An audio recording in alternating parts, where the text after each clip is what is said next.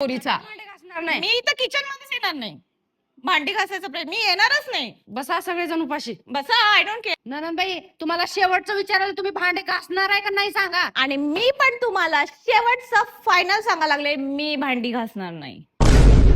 अगे सुनी, तुला काय अक्कल बिक्कल आहे का नाही? मोठ्या मोठ्या भांडण करले, गल्ली सगळे ऐकू चालले की.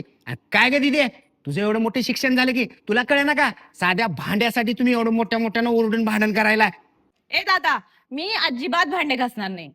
ओ मी पण भांडे घासणार नाही.